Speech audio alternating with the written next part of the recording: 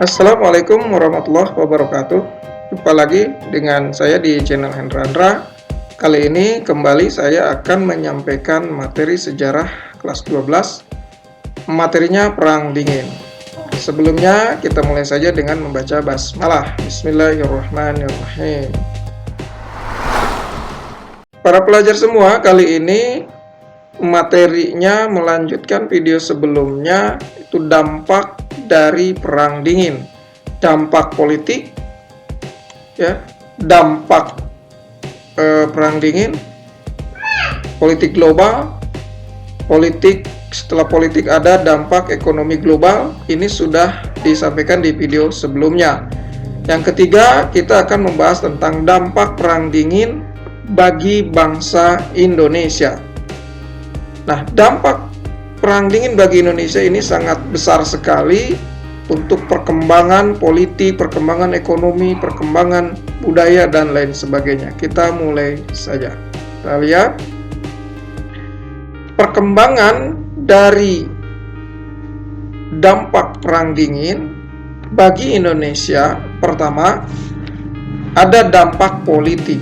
Amerika Serikat melibatkan diri dalam perundingan Landfill ketika negara Indonesia banyak konflik, banyak pemberontakan, banyak peristiwa-peristiwa pertempuran yang ada di Indonesia. Amerika Serikat ikut terlibat untuk menengahi atau mendamaikan antara Belanda dengan Indonesia. Kenapa? Karena pada saat itu Belanda terus ingin kembali menguasai Indonesia, sehingga diadakannya perundingan Landfill.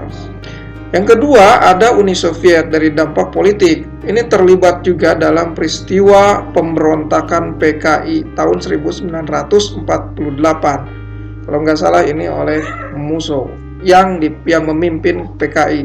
Pemberontakan yang terjadi di Madiun.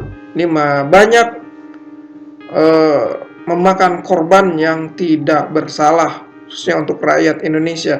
Ini dampak politiknya dari Perang Dingin, karena saling menyebarkan ideologi atau paham liberalisme disebarkan di Indonesia, paham komunisme disebarkan di Indonesia.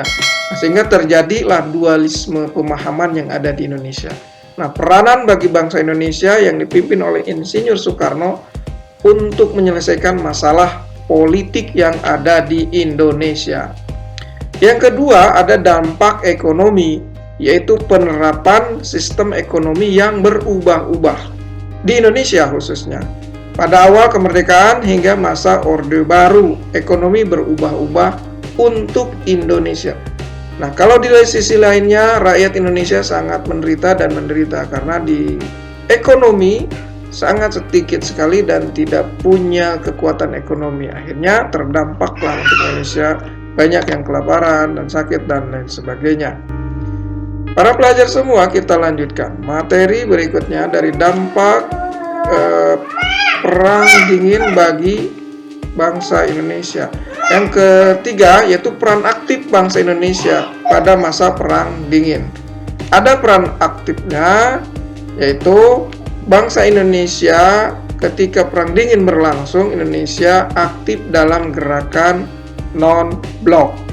Pertama, Indonesia termasuk salah satu perintis GNB, gerakan non-blok. Yang kedua, Indonesia sebagai tuan rumah KTT yang ke-10 GNB. Terus juga bangsa Indonesia sebagai ketua gerakan non-blok, ya, untuk menyampaikan bahwa Indonesia tidak termasuk blok barat maupun blok timur. Itu tahun 1992 sampai dengan 1995. Indonesia juga ikut peran aktif di ASEAN, aktif dalam ASEAN. Pertama, pendiri ASEAN Indonesia juga salah satunya. Kedua, perintis pembentukan Jokvan. Terus penyelenggaraan KTT ASEAN. Indonesia sebagai tuan rumah ASEAN. Ministerial Meeting. Terus penyelenggaraannya dilaksanakan yaitu JIM, Jakarta Informal Meeting. Nah, ini poin-poin umum peran aktif Indonesia, bebas aktif gitu. Jadi politik bebas aktif Indonesia ini tidak memihak pada salah satu blok. Kita lanjutkan. Bentuk peran aktif bangsa Indonesia pada masa Perang Dingin. Pertama, aktif dalam kerjasama antara kawasan utara dan selatan. Apa itu? Itu berupaya menghidupkan kembali dialog antara kawasan selatan dengan utara. Ini berdasarkan hasil KTT non-blok atau Gerakan Non-Blok 92. Terus aktif dalam penyelenggaraan penyelesaian konflik Palestina. Nah ini apa itu? Penyelesaiannya mengirimkan pasukan Garuda 1 untuk meredakan konflik Timur Tengah.